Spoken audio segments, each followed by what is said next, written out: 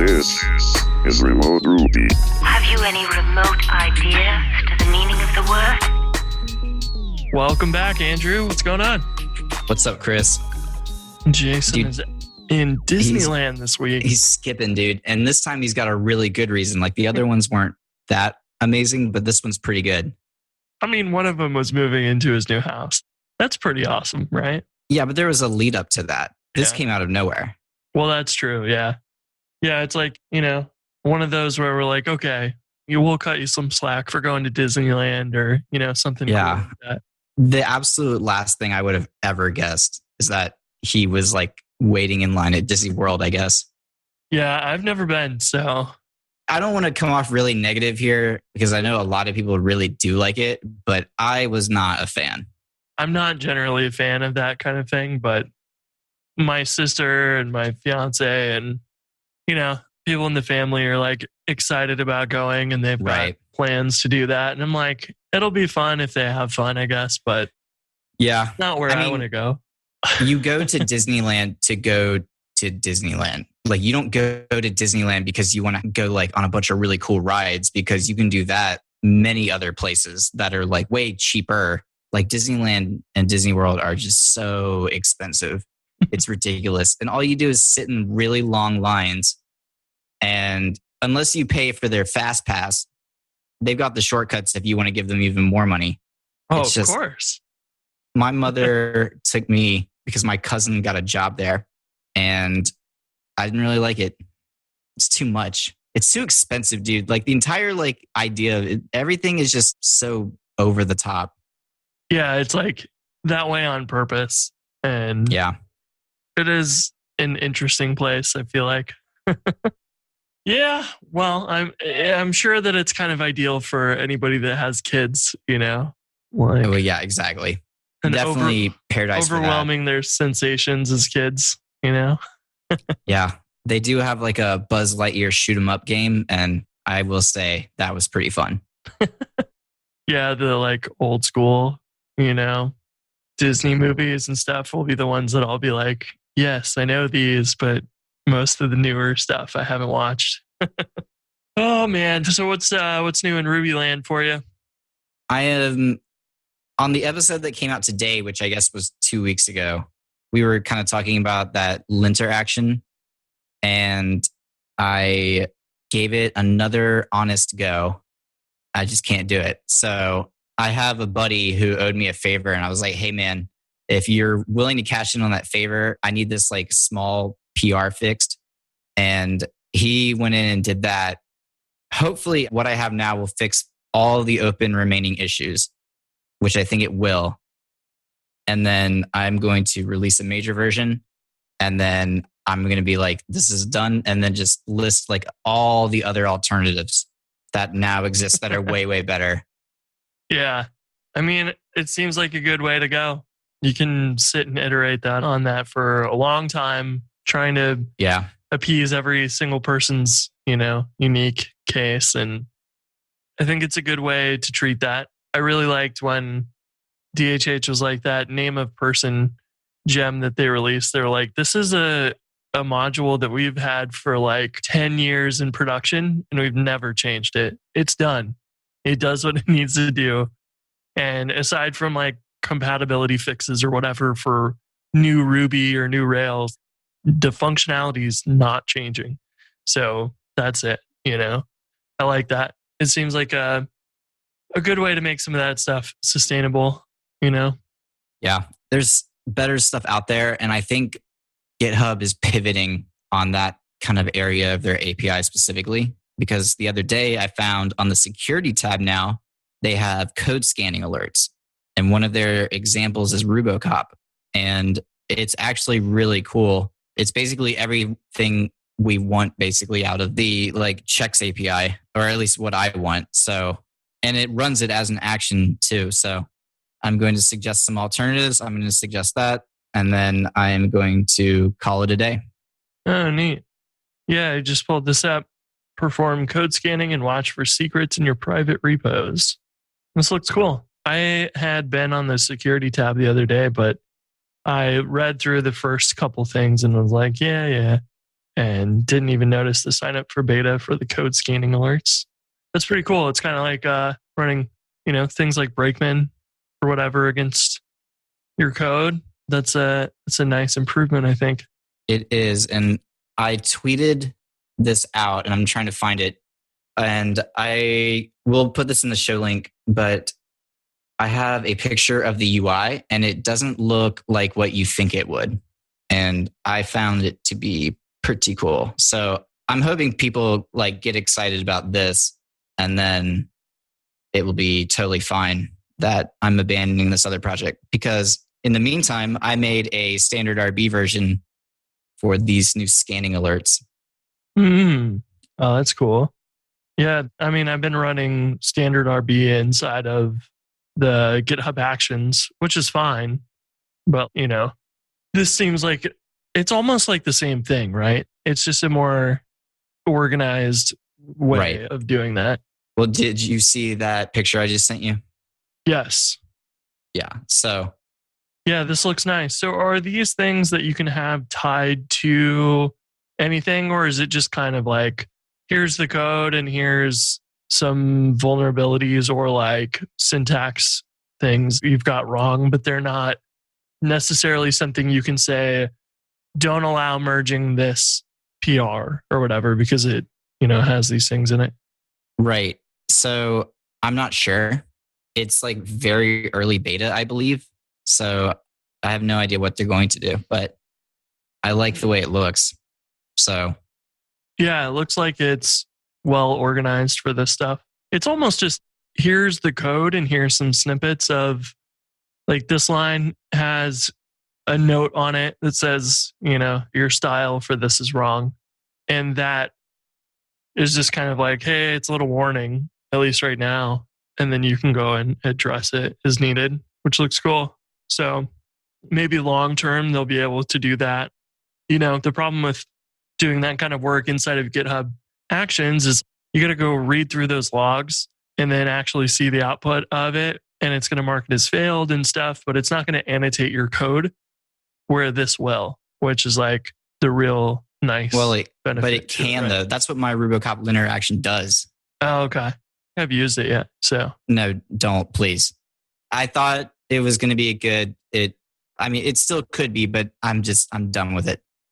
But basically the Checks API, what it looked to be in the early stages of it, but it didn't really go anywhere in my opinion. But it was basically you have check suites and inside of them are check runs. And a check run could be something like running RuboCop on your code. And it annotates it in the file, kind of like Pronto, if you've ever used Pronto. Pronto is a gem that they have more for ESLint and stuff like that, but it will actually make code review comments, failing stuff. Create stuff in GitHub or? It leaves code review with the failing stuff. So the Checks API, one of the big nice things about it though, was that there's an option to auto fix or to run an action to fix it. But it's kind of murky, I think, in the way they've described it. And the API has changed a bunch and there's not been a lot of communication. And I'm just kind of frustrated with it. But I'll link to my GitHub action and you can see on the front page, there's 2 pictures of what it is. So cool. Yeah, I like the idea of an auto fix because I can add, standard RB check in my CI or whatever for pull requests. But if it just auto ran the fix version of it, then committed those changes, that'd be kind of nice for anybody who forgot. It would just be done for them. The thing is that they might have kind of an unexpected moment when they go to push up another commit and it's this doesn't match, or you got to pull down these other changes, but for the most part, it sounds like they're just experimenting around that and trying to make that more of an automated process. But it can never really be fully seamless. So it's got to have some user interaction in there. If you automate the fixes, then the user's got to be able to pull that down or be aware of that. And if you don't, you need to have that stuff in the UI. And yeah, it's not an easy problem. There's a lot of complexity there. There is, but the way I would do it specifically with GitHub Actions is let's say that you're committing to my repository and you finish the feature, but I don't like the way you did the docs, or there's some failing cops or something like that, something like auto-fixable, you can set up GitHub Actions to watch for comments on PRs and issues from administrators or like people that are whatever that level of auth is in GitHub. But you could do like @RuboCop fix, and it could then kick off an action to run cops on the file, autocorrect it, and commit it.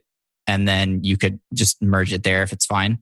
They now also have code spaces, which is definitely not as nice as Gitpod. I really like Gitpod, but it's getting there for sure. So that's also going to be really nice for when like, oh, I want to edit this code, but I don't want to go through the process of editing this code.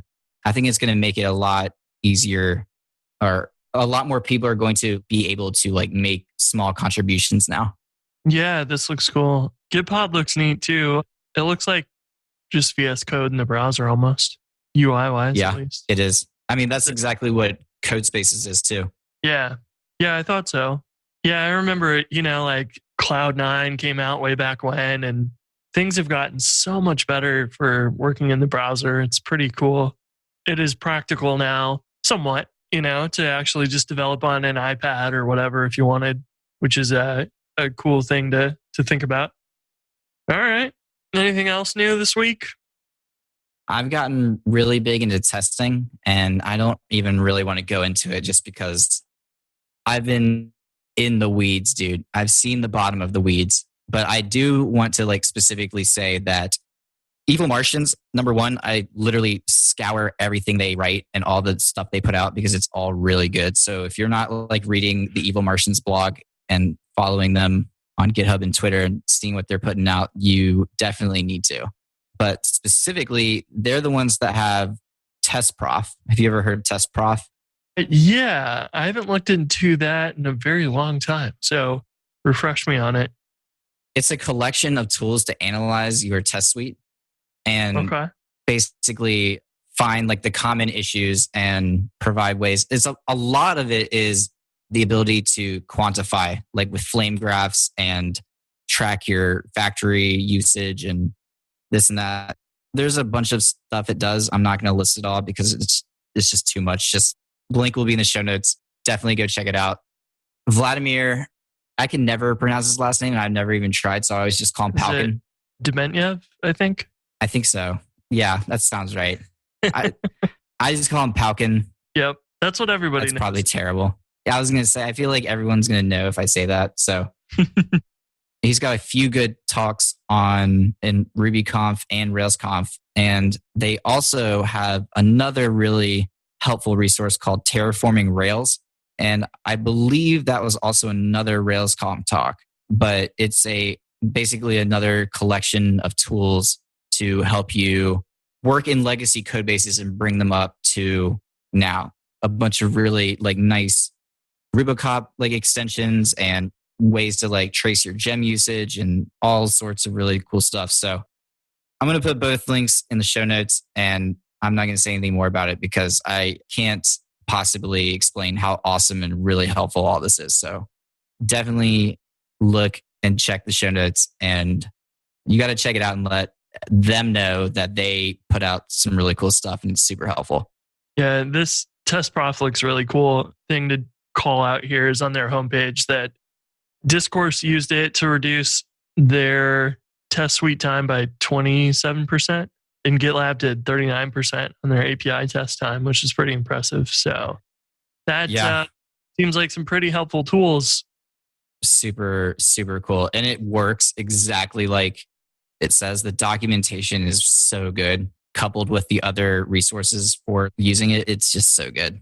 Cool. Yeah, this is, important stuff because you can pretty easily make mistakes in your test suites because you're like more focused on making sure the test works individually. And then all of a sudden you do that 1,000 times and your test suite takes 30 minutes, and you could have made some very trivial mistakes there. And, it doesn't have to be that way, but you have to be aware of those things. And most of the time, like, you're worried about your test and not the little nuances of how the test suite is actually executed.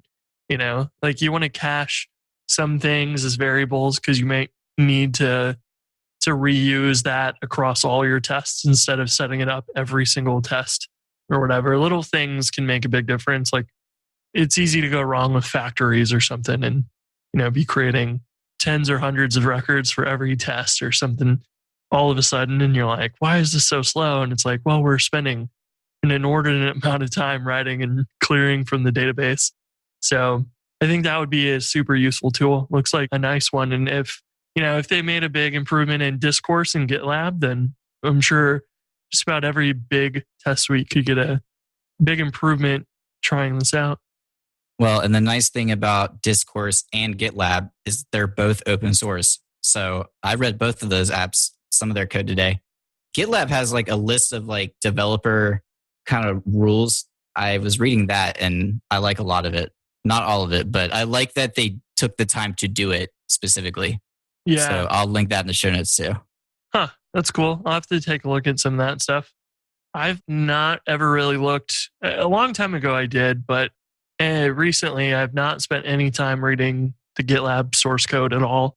But that app is pretty massive. They've got an insane amount of features. Like the sidebars are like packed with links for whatever features for your Kubernetes stuff, and the list goes on and on and on. And I'm like, this is insane.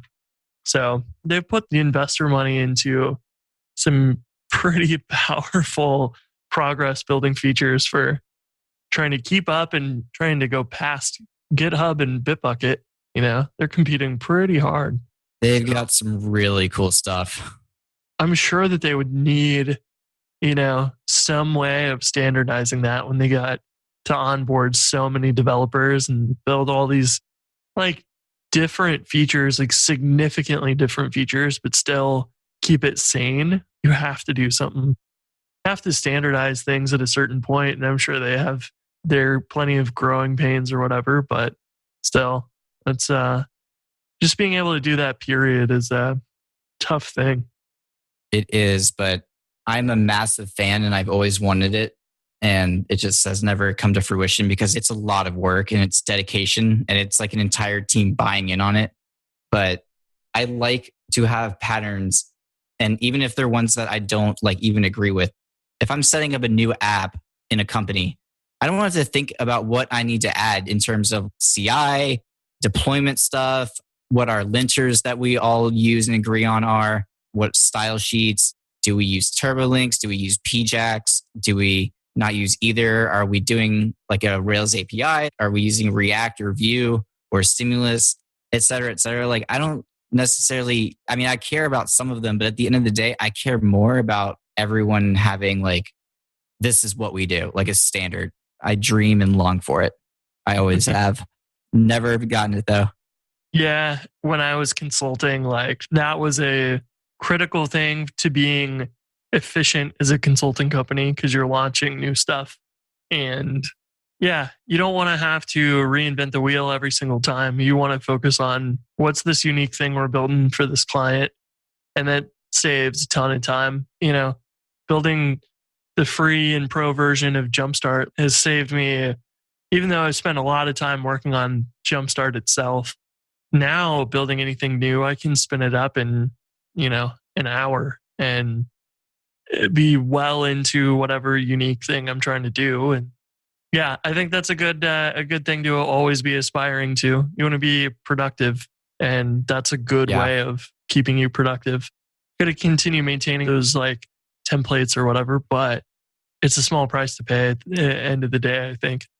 Yeah, I have a few that I use, and I'm actually actively starting to like build like more of a main repo because I've always had things kind of scattered. Like at one point I forked the Jumpstart free version and renamed it because that's the first thing I do with every gem is I spend like 3 hours designing like a logo for it in Illustrator because I love doing it. It's a ton of fun.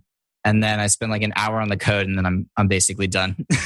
But I'm starting to go back and try to pool these resources. Like I have some stuff that's kind of scattered and I started trying to make a gem that will have all my templates in it, or at least a way to like curl them out of GitHub or Gist or whatever, so that I can have a CLI and just be like, okay, I have a new Rails app.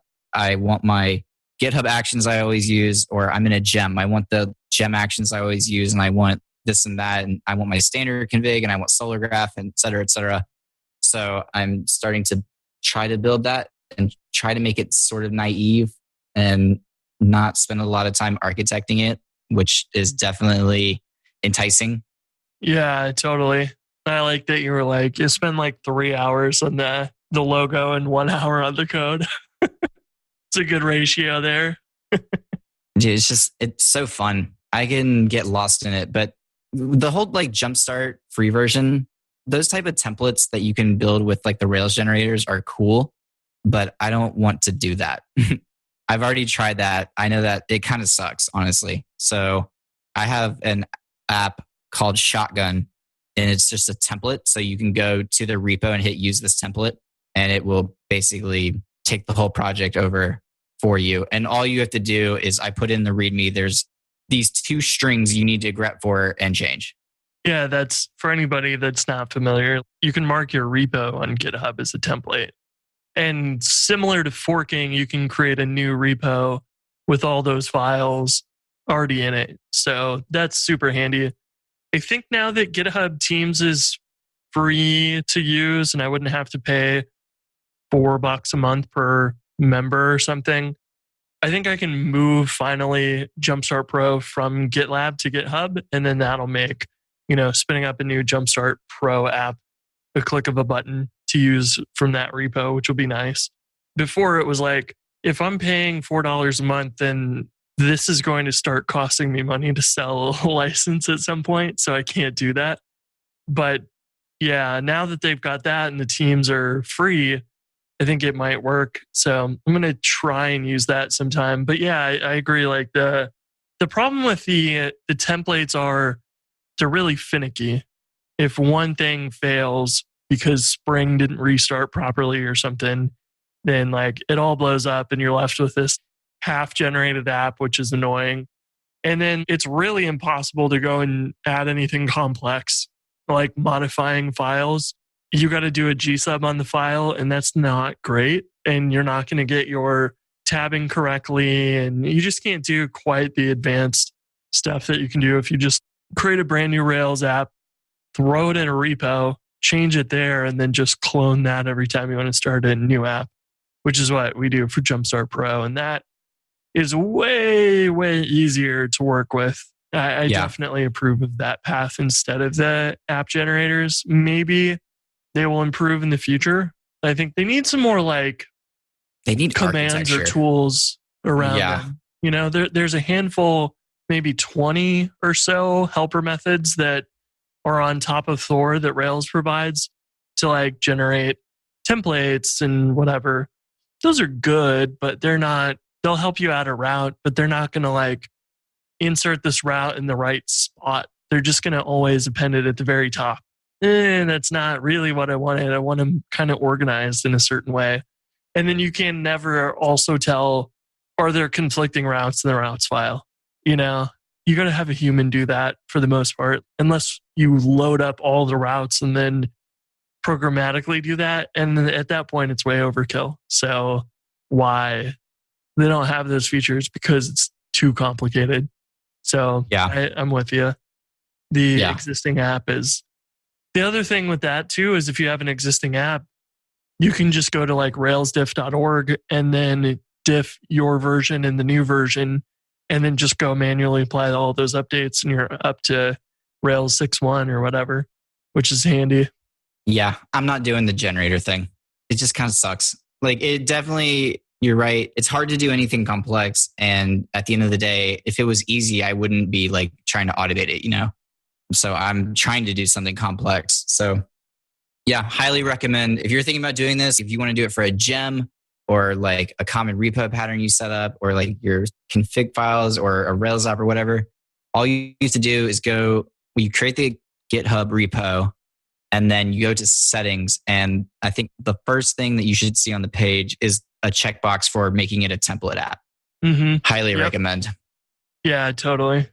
speaking of new gems, Andrew Fomera and I started to revive the old Madmen gem that we were planning on building like 2 years ago. And I was planning on building something like that well before that too. But then Administrate came out. It was like 80% of what I wanted. And I tried to contribute to it and they never merged most of my stuff. And so I forked it and have been maintaining my own version that Jumpstart uses. But like they don't support namespace models and stuff. But guess what?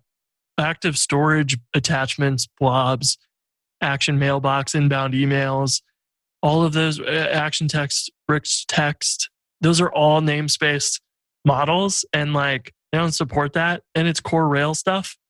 So rather than, fiddling with that, they can take that the direction they want. I think we're going to build our own, version of something very similar to that because I like the way that they approach it a lot. But we're going to try and re-architect it all. And I spent last night and today working on it. And we've got namespace models. And we can grab all of the models that your app has, generate these like resources and the controllers and everything for you. And it'll be easy to scaffold up your own, admin area or whatever. So I'm excited about that. It feels like something that probably was past my expertise level when I originally wanted to build it. Like I would have stretched myself and learned some stuff, but I wouldn't have done it super well. And then like last night we were doing a feature in here where we need to so to get the folder structure clean and Railsy, I wanted to make it where we have like this subfolder where you define all of the admin stuff, app Madmin resources, and then define your fields and a folder in there too. I think I just swallowed a bug. Oh, well, I'm glad I got to see that. Yeah, on Zoom. Yeah, gross. Yeah, the face you made was quite unagreeable. Yeah, when you breathe in and you like swallow a bug, you're like, what the heck was that? That's the first time I've done that on a podcast. It's a strange moment. Yeah, and the best part is it's staying in. Final cut. We'll leave that in. This is the reality of being, a developer or whatever. I don't know. It is, dude. We talk, I feel like we normally talk, and that's not something a lot of other shows are interviews. And when we do interviews, like it's the same thing. But when it's you, Jason, and I, like this is how we talk offline too. Yeah, that's the thing that I wanted in my podcast was it to feel like we're pair programming and just hanging out, even though I'm just talking to myself. That's what I want the podcast to be like too, as if the four of us or the three of us in this episode, I guess, you, me, and whoever's listening are just hanging out. That's the dream, right? Because that's what we want whenever we can ever come back to a conference. We want to just hang out and talk to people. Oh, the days. So anyways, back to before swallowing a fly or whatever. Yes, back to Madmen before things got crazy. So last night we were working on that folder structure and, Rails eager loading is what we want to make sure we're not doing anything too far outside of that because you want these files that the user defines to be reloaded automatically. So I'm trying to stick to the Rails auto-loading structure and stuff. But, if you go 2 folders deep, you then have to use those folders with modules and stuff. And those need to match the folder names. And I was like, well, I don't want that because that's going to make the stuff we have to define weird. And we were talking about it, and I was like, well, wait a minute. This is doable because guess what? The concerns folder doesn't require you to put a module of model or controllers over top of that, right? So it's got an exception in there somewhere in the autoloader. And so we started poking around the Rails source code, and we found there's a file in Railties called paths, and it's the module paths. And this is like where it defines and keeps track of all of the paths and whether or not they're eager load paths, auto load once, auto load paths. All of that's just defined in this thing. And we were like, that's kind of cool. And we started reading through that and we're like, let's go see if we can figure out where it adds the concerns directory in the auto load stuff. Sure enough, we found that and we were able to figure out how to take a Rails. Well, it's an engine now. We were using a Railtie before. And I don't know that, I think I've always just gone with an engine because I knew that like an engine is a more robust Railtie.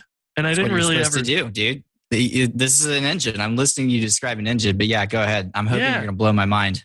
Well, I didn't ever know really the difference between an engine and a Railtie, you know? And like, it turns out that I think the key difference for an engine is that if you put your app folder in your gem with an engine, that stuff is automatically auto-loaded and it works more like a mini Rails app and a Rails app. But a Railtie is just, hey, we're going to connect to the boot hooks and things, the initializers and all that stuff in your Rails app. We'll let you take care of it. So the engine builds on top of that to make it even more seamless, which is neat. So we started out with a Railtie and I switched it to an engine today, but we hook into the initializers and we set it up because Rails will freeze those load paths. So you can't modify them in your initializers. So we figured out after a handful of Google searches and not knowing exactly what words to put in to describe what we're trying to do, eventually found one that was like, yeah, just use this. Make sure your initializer runs before this other one.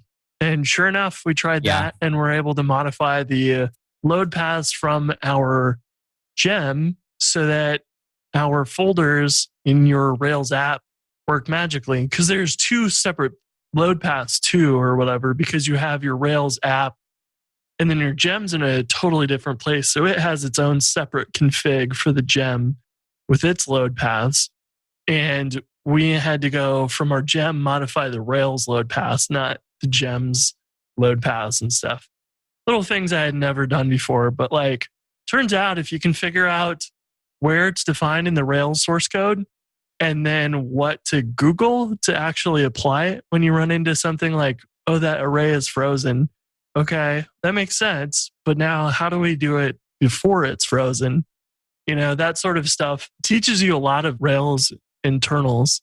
And then you end up doing it the right way, which is nice because we initially were like, oh, screw it. We know we can hack it by doing this, you know, crappy version that will work, but it's not great. And a little extra research and like we can do it the right way and learn a bunch of stuff along the way. And I love those moments. That was a lot of fun. Yeah. So I went deep down this path once or twice, specifically because I was trying to do stuff with Webpacker. I was trying to go the wrong way. I realized that later on. So what I was trying to do never actually made it to the real world. But I think the main thing you described earlier when you're saying basically having a Railtie versus having an engine I think when you say engine, it kind of has like a connotation. Like to me, when you say engine, I immediately think, oh, you're shipping views with it.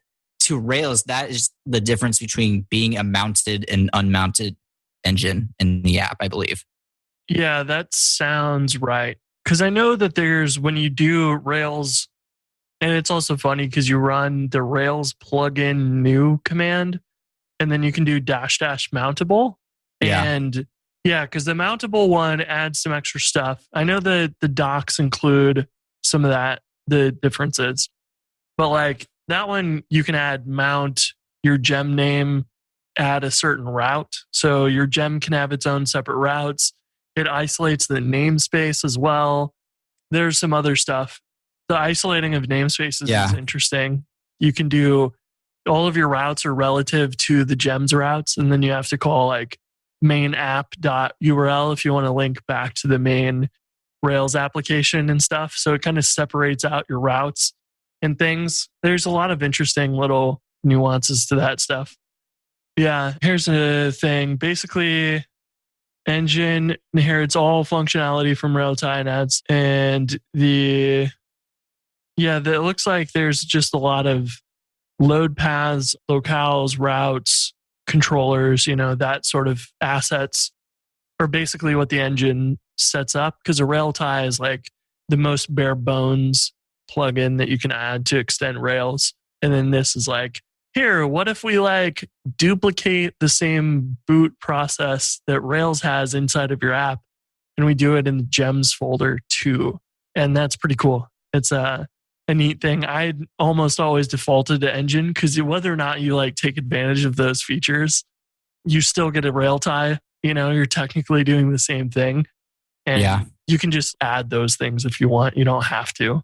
But yeah, I dip in and out of this and I never end up actually finishing any of it because I always get to a point where I'm like, okay, I made an assumption at some point and now that assumption has locked me into not actually what I wanted to get done.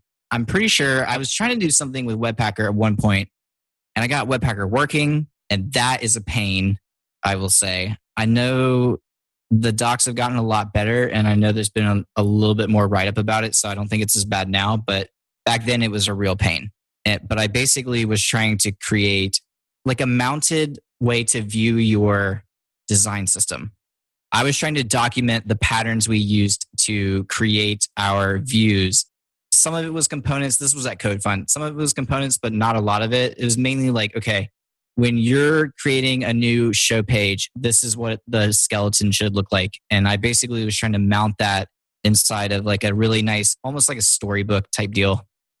Well, the problem is that you can send stuff from the engine up to the app.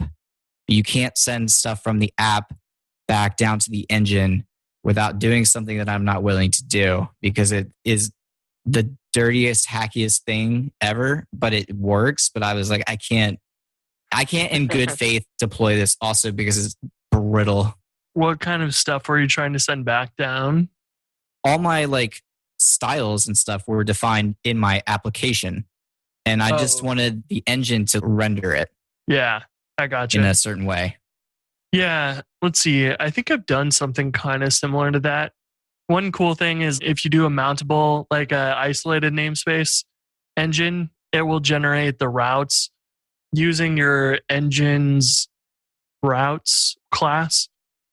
But you can actually replace that and just say rails.application routes.draw and then have your engine write routes directly to the app's routes. And I think that may be how active storage and things do that in order to add their routes because they're not like mounted or anything in your routes file. They're like directly appended. So I would think you would be able to include your JavaScript pack tags and your style sheet pack tags in a template that's provided by your gem. But but I was trying to get fancy. I was trying to get way too fancy because what I wanted to do is have a defined folder in the parent app that was like, I don't know, style guide, for instance. And in that, you could literally put a block of ERB and you could annotate the top of it with comments or basically like some form of like front matter. But it got all complicated because what I wanted you to be able to do is see the feature on the page and be able to like toggle to the code. But outputting ERB, like I didn't want to show like the rendered HTML. That's not useful. Like, because we were building a lot of these with helpers and like the components were coming in, et cetera, et cetera. I wanted to render that like the ERB. And dude, ERB does not want to be friggin' rendered, dude. I'm telling you, it is not fun. And I just gave up. It was just too much of a pain. Well, that keynote at the end of RailsConf 2019 that Tender Love talked about compiling the views and basically, it's just reading that in and converting the ERB tags into like a big string that it builds up, which is super cool. But yeah, that makes it so that you have to map that like you're doing source maps in your CSS, and your JavaScript and stuff, where it's like the code we wrote is not actually what's getting executed. It's different. And we need to be able to map those back and forth to each other. So that's, a complicated thing to do, which is understandable. You could probably do some interesting stuff of, you can look up the source location and things for methods and whatever. There's probably some creative stuff you could do there, but it won't always be accurate or whatever. It's a tricky thing. It reminds me of there's a video. So this week, Monday and Tuesday, I launched the Advanced Ruby course, just talking about like the behind the scenes of how Rails features and other things like Rake use Ruby to do complicated stuff. This is like what we're talking about, like these meta programming aspects of building a library or a framework. You don't really write in your day-to-day code, but you do the second you get into building tools. And so that whole course is like going after that concept of what are the things in Ruby to take advantage of to build stuff like that. And one of those that I have yet to add, and I'm going to before the final release of the course, is with class eval. You can pass in a string. And this is one of the things we saw last night when we were looking in Madmin or inside of Rails to build Madmin. Inside of the paths, they give you the ability to set things as eager load and auto load once and auto load and load path. And I found in there are these 4 items, and it will go in class eval. And there's a string, a multi-line string in here that defines these methods dynamically with comments and everything. And that actually defines this string because it's executing code and metaprogramming it. It actually passes in the file name and the line number so that when the stack trace runs, if there was ever an issue or anything, it's able to print out, we ran this code on this line in this file. And even though it's not like a real method defined anywhere, because it is metaprogrammed, that is still able to tell Ruby, here's where you can find the code for this, even though it's not physically written in Ruby code anywhere, which I thought was cool. Like that's a neat concept that you can enhance your metaprogramming stuff to give it some knowledge of where it's defined at. I thought that was cool. So we should talk about the actual launching of the course, because I'm very interested in kind of the logistics of it. Number one, every time I see Podia, I'm like, damn, that is so sexy. That's some sexy software right there. So I like that. It looks like there's been really positive reviews so far. I commonly buy courses and never use them. So I literally made a blood pact with a buddy of mine, and we are setting like dates of like when we're going to be done with certain modules. So how'd the drop go? How's the reception? Yeah, it went well. I'd never done this before, but I decided, like this is a course that's pretty complicated. And so what I ended up doing was an early access launch. And, that was like, I guess technically Tailwind UI is like permanently in early access, available to anybody. But I thought I would do something like that and just make it early access. So if anybody like you is really excited about it and doesn't want to wait, you can get in now. And the course is not going to be like totally complete, which is like the agreement we have. It's in early access. But right. The benefit of that is that if you have questions and you go through this stuff and you let me know, then I can either go improve that video or add a whole new video and talk about another topic. So like one of the examples was like, I was talking about, I don't remember. It's one of the first videos in the course, but I mentioned that you can alias methods in Ruby. And there's like some nuances around that. And it's not as straightforward as you think it is to alias a method. And I don't think I created a video on it yet, but I was like, I'm going to talk about it. And I mentioned that, or at least it's something you should be aware of. And so, several people were like, yeah, I'd like to see that. So I, went out of my way to make sure that was like the next video that I added to it. So far, like it's been going really well. Like people seem like they've learned a ton because, like I was just saying that a lot of the code you write day to day is really Ruby syntax, but you're mostly writing Rails code. These are all methods that you were calling that appear to be keywords in Ruby because the optional parentheses are amazing.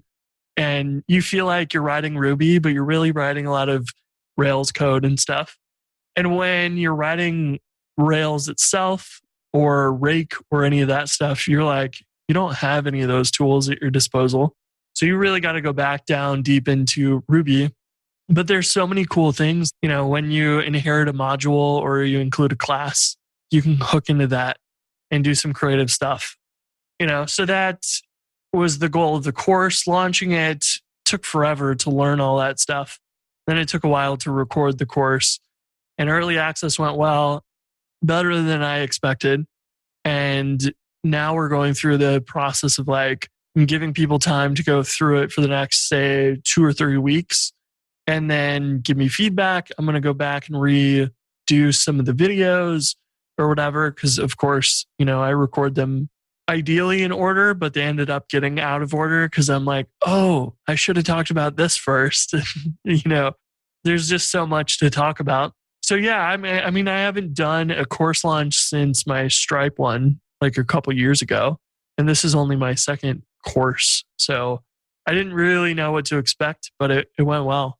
So then if anybody's interested in the course, I think I set a random start date on Podia. So I uploaded all the videos to Podia. It's been great. And basically I can set a start date. And then there's some nuances to this because courses, as it turns out, are complicated. You can set a start date for a course, and the course can be pre-launch, and you can sell the course before you can actually start taking it. And then you can collect emails, and there's a lot of things you can do with it. So I need to make sure that if anything, if you want to go see it, you can go to courses.gorails.com, and then in the footer somewhere, there should be an email sign up.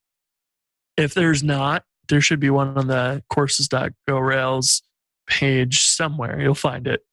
And, there was for a little while configuring a coming soon email capture at the top. And then when you change the state of your course to published or pre-launch, and that all changes. And it's a thing where it saves me a lot of time from building the site myself, but it's also, I have to go learn what settings you got to turn on in Podia to get it to work the way you want. And sometimes you can't do that. So it's been interesting. I've definitely felt like I would prefer to have my own course software still, but I feel like it's better experience than, say, selling your course on Gumroad, where you got to just download the videos or something. You get to track your progress and leave comments and all that built into the course, which is the experience I want. Right. So I'll try to find it, but at some point I read or heard Audvi talk about the fact that he did not write his own course software either, because he started to and he realized that it's a pit. I mean, there's a reason that we have these smart people working at Podia, because I don't want to do all this. There's so much here and it looks really good. The thing I'm most curious about is how easy was it for you to set up that subdomain to Podia off the GoRails? That's as simple as just you enable it in Podia and then you point your DNS to their IP or whatever. And I think that's about it, honestly. I know that Andrew's worked on that feature a bit. Andrew Fomera, who's working on Madmen with me. They're using Caddy, which is that web server that has Let's Encrypt built in. And so you can just say, hey, we'll listen to this domain, proxy it here, and we'll, register an SSL cert automatically for you, and then handle renewals and all that, which is super cool. I know at least they've looked into that. One cool thing about Caddy is it's a web server that has an API built in, so you can change the config through the API rather than writing a text file and then reloading Nginx. But I know that was a cool feature that makes it really easy to go set that up. I've looked into doing that. And I know that, anybody who's building a multi-tenant app, you're going to go build a feature like that. And then you got to add SSL to it because you have to have SSL these days.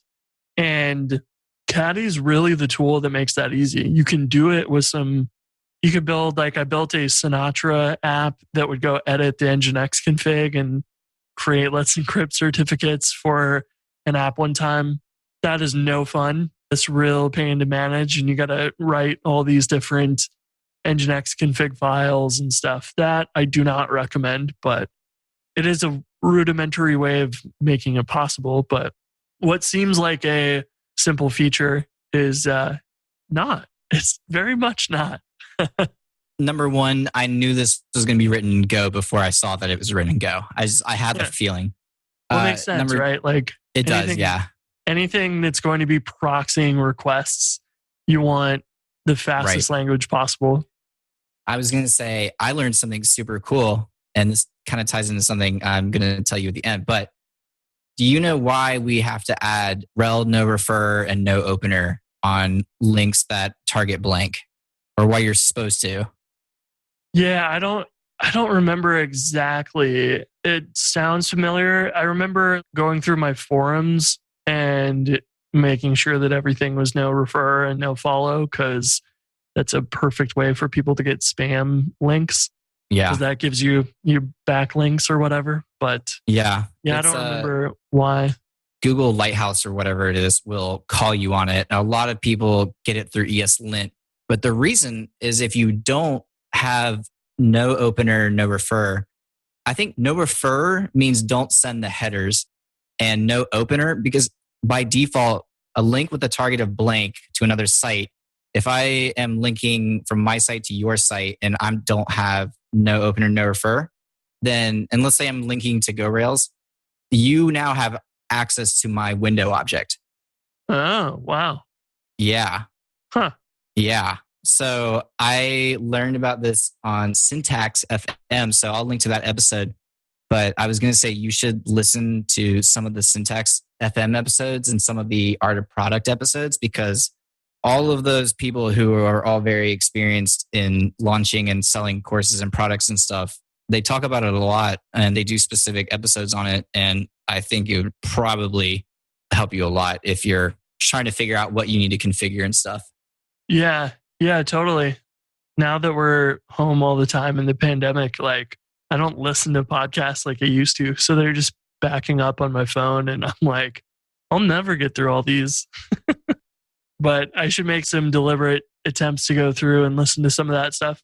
One of the guys that's really good at selling courses is that Ramit Sethi. If you've ever seen his stuff, he does like personal finance, but building your own, like a course on your first $1,000, build a product or business and sell anything to make your first $1,000.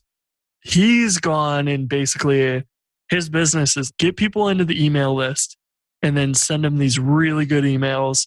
And then his courses can be easily $2,000 to $6,000 per course, like per person, which is crazy. So he's got like last I saw it was like 20 million a year. And I bet you it's way more than that now, because that was several years ago.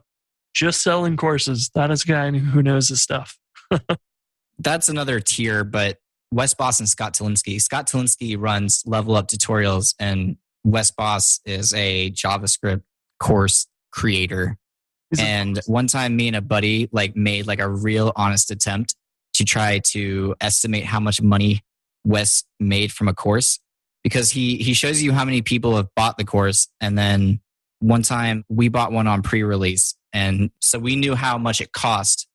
And we basically calculated how much he made during pre-release, just the pre-release. Obviously going to be off a little bit, but it was boat money, dude. It was a lot of money. Yeah, I did that one time too. And I was looking at Wes Boss's courses.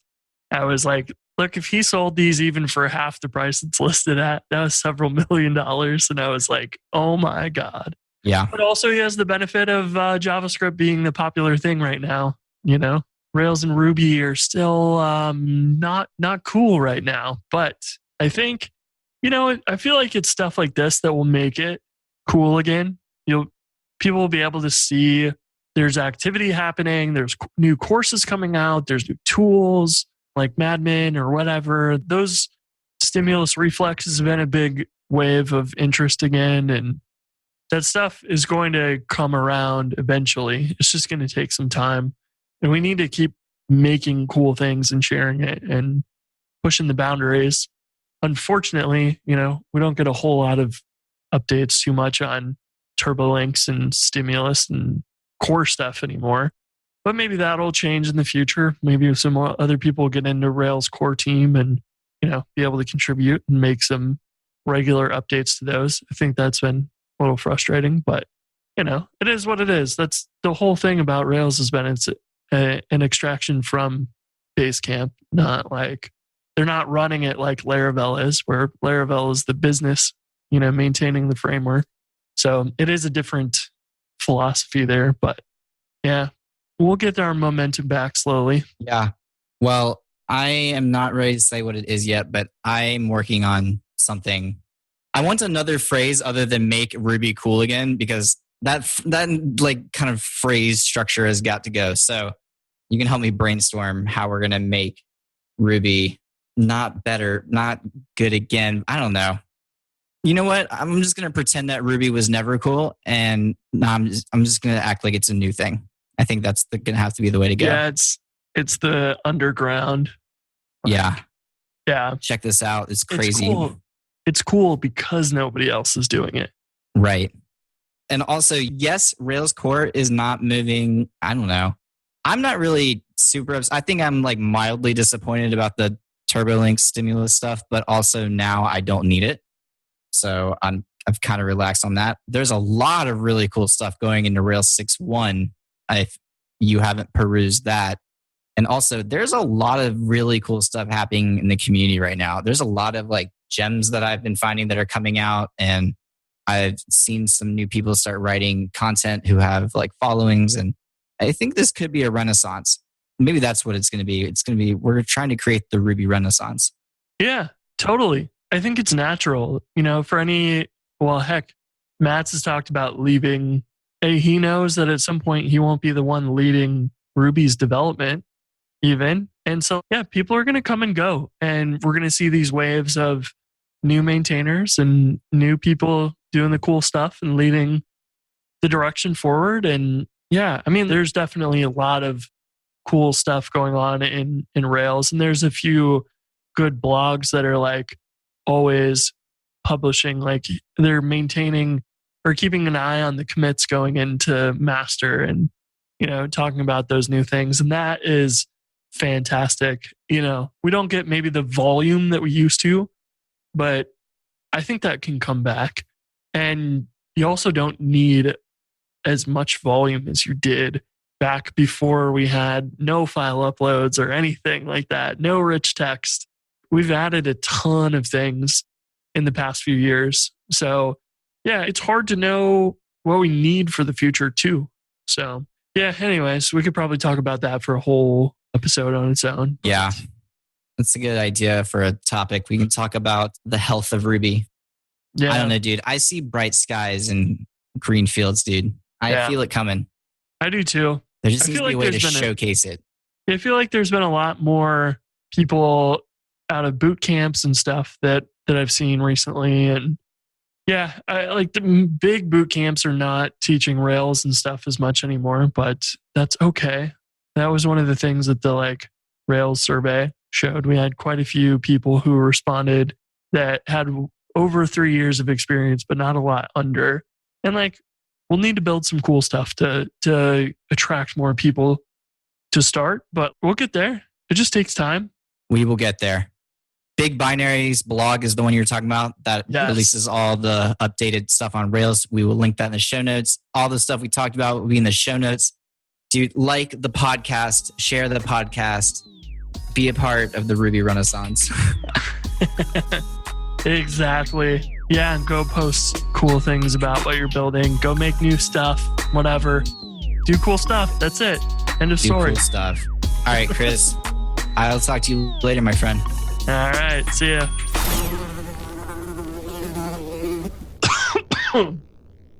I think I just swallowed a bug.